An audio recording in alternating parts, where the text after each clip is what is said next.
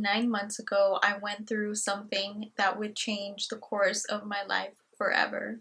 When you get married, you truly decide that you are not going to be handling life by yourself any longer. You are joined as one, and from there on forward, you have to act accordingly to not just being accountable to yourself, but to your spouse. So what does that mean exactly? It means that you have to put the other person first. You have to compromise, you have to be selfless, you have to cater to the other person's preferences. You can't just be deciding what you're going to be doing that day without actually having a conversation with your spouse. Essentially, you want to treat the other person like you would want to be treated. And the thing is that a lot of the time, it's going to be stuff that just happens throughout the day-to-day. So for example, Ricky and I love to go to the beach since we live in Hawaii, and when we're coming back, I always offer for him to shower first, even though I would like to shower first. More often than not, he will let me shower first, but it's just those small moments where, you know, he gives me the last bit of his meal because he knows I really liked it. It can even be choosing what you're going to be watching on Netflix. You know, it doesn't always have to be such big compromises, but they accumulate, and I cannot stress enough how much all of those small decisions really do make up the bigger picture of what kind of marriage or relationship you have. So all of that you just can't take for granted. You always need to be very self-aware of who you are in that relationship or marriage, and then just try to always be your best self, which isn't always very easy. And wouldn't you want your partner to do the same thing of putting you first? So it's about reciprocating how you would want to be treated and vice versa.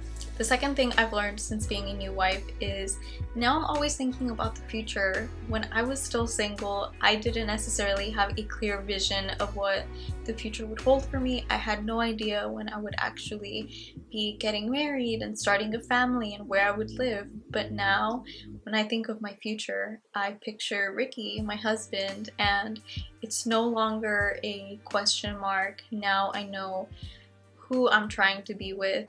After you decide to get married, it's not just about you. You always have to be thinking about what your spouse wants. All of the big major decisions in life have to be done together as a couple. You should not be doing any big decision making by yourself without actually having that discussion and conversation together. And something that I always like to keep in the back of my mind is everything that we do are actually seeds that we are planting. So where would you like your future to go? What kind of patterns and behavior would you like to move forward in your future? Do you want to still keep being that toxic person that you once were? Probably not.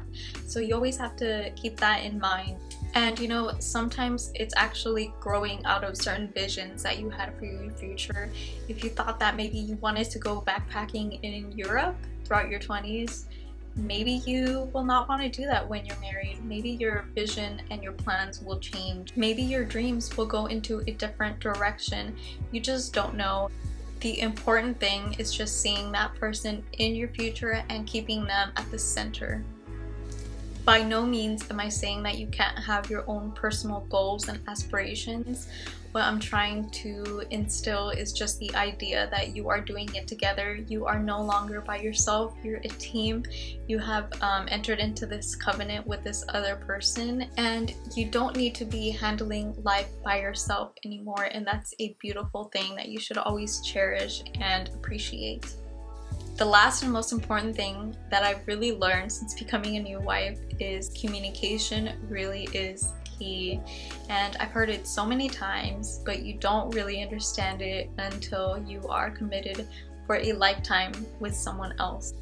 For example, being completely vulnerable, I have a tendency to shut down when I'm feeling upset, and it's something that I have to actively work on because when there's no communication, you can't find a solution. So Ricky always helps me to really have to vocalize what I'm feeling, and sometimes I also have to have that self-awareness of saying I am not ready to talk about this right now. I'd like to have some space, some quiet time, and then we can have this conversation when I'm feeling a bit better, or can explain my feelings a little bit more. But at the end of the day, it's always about communicating, even when you fully can't.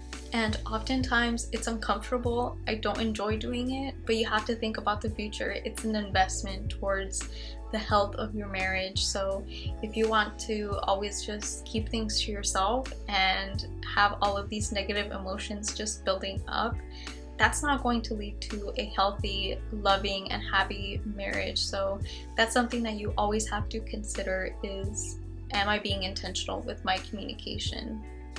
One thing that I learned that was super helpful during our premarital counseling was something our pastor said. He said, unspoken expectations are demands. So if there's something that you really don't like your spouse doing, you need to vocalize that. Or if there's something that you do want them to be doing, you have to let them know. Otherwise, they have no idea. They are not mind readers, and neither are we.